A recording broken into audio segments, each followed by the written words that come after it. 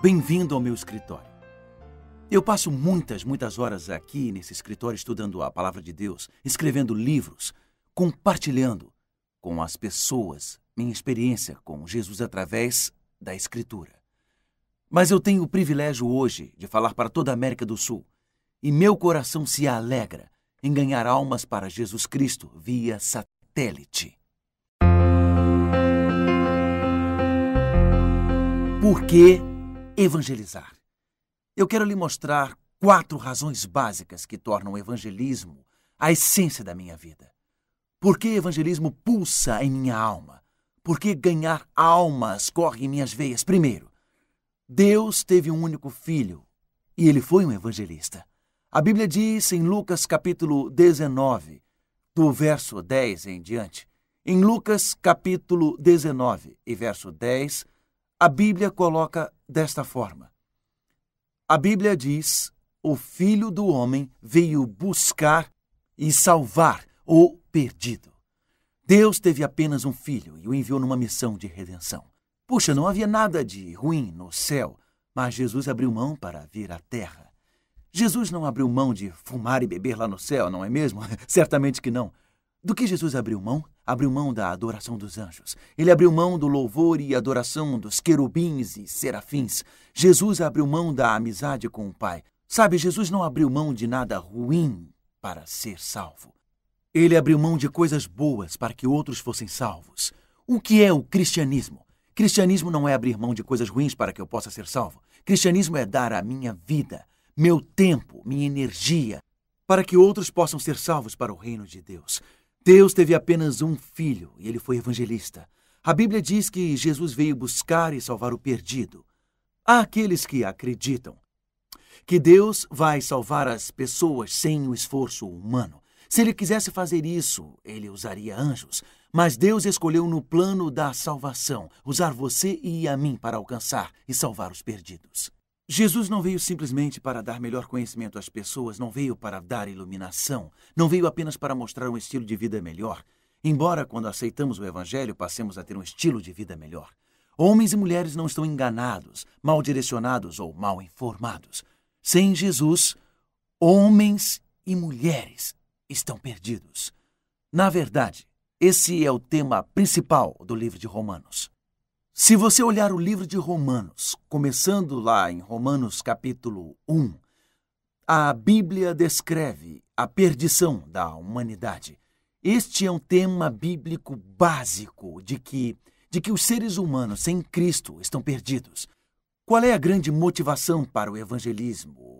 É a paixão por alcançar o perdido. É a paixão de ver homens e mulheres, meninos e meninas salvos para o reino de Deus. E aqui está o ponto em Romanos. Em Romanos 1, Paulo apresenta a ideia de que os gentios sem Cristo estão perdidos. Ele diz em Romanos capítulo 1, por exemplo, se você olhar em Romanos 1, verso 28, e por haverem desprezado o conhecimento de Deus, o próprio Deus os entregou a uma disposição mental reprovável para praticarem coisas inconvenientes, cheios de toda injustiça.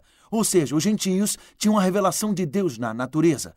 Mas isso não foi o suficiente. Os gentios tinham a convicção do Espírito Santo em seus corações e não foi suficiente. Os gentios, sem o Evangelho, estão perdidos. Depois Paulo continua em Romanos capítulo 2 e diz que apesar dos judeus terem tido não só a revelação de Deus na natureza e a revelação de Deus no coração, eles também tiveram a revelação de Deus pelos profetas. E ele diz que os judeus estão perdidos. E ele continua em Romanos 3, verso 23 e diz, todos pecaram e carecem da glória de Deus.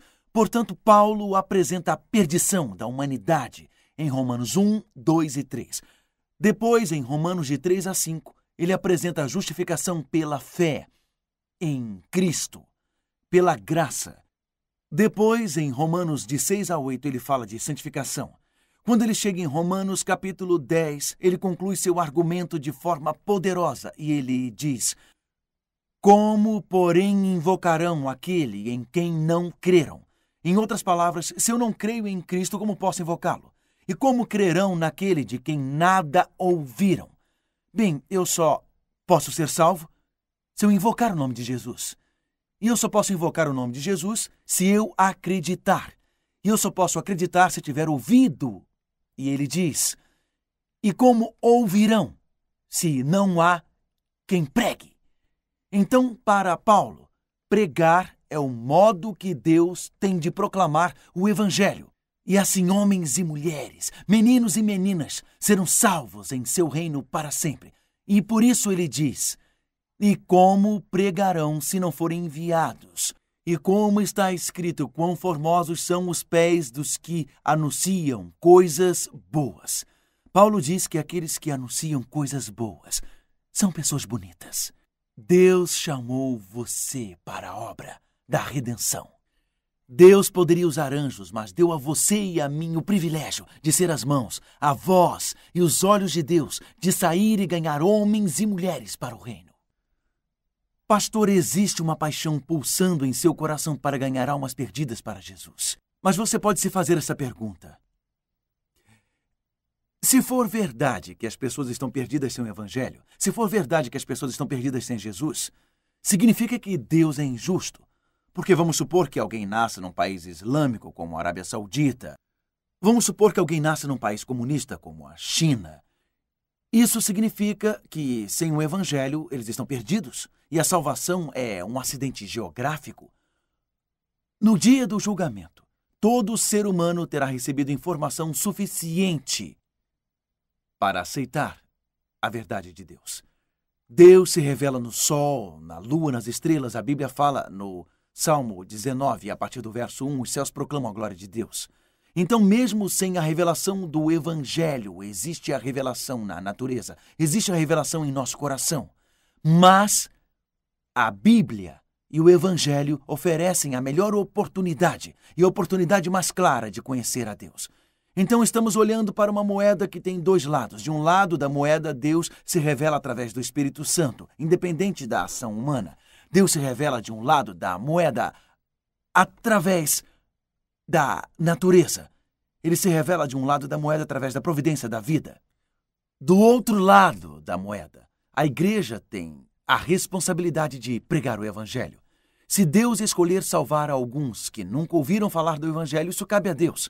Mas em relação à salvação de homens e mulheres e o lado da igreja na moeda, Deus diz à igreja: o que você faz é de vital importância para o plano da salvação, e pessoas serão salvas porque você pregou a elas. Não seriam salvas se você não pregasse. Pessoas serão salvas porque você entregou um folheto. Pessoas serão salvas porque você as convidou para ir à sua casa. Pessoas serão salvas porque você deu um estudo bíblico para elas. Serão salvas porque você falou de Jesus para elas. Serão salvas porque sua igreja instalou uma antena digital e era um local difícil. Pessoas serão salvas porque você organizou um pequeno grupo e sua igreja participou ativamente.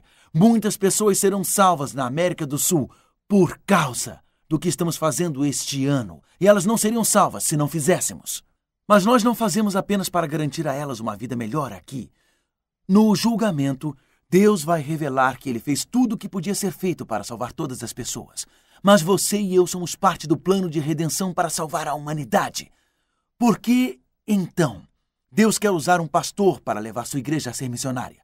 Por que, então, Deus quer usar um pastor para levar sua igreja a evangelizar? Porque Deus quer que cada um de nós seja apaixonado por ganhar almas.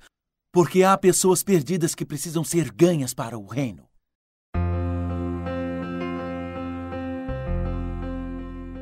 Você gostaria de dizer: Jesus, eu quero fazer parte de algo grande para Deus. Eu quero fazer parte de algo tremendo para Deus. Gostaria de dizer isso agora, levantando sua mão, pastor, ancião. Gostaria de assumir esse compromisso agora enquanto oramos?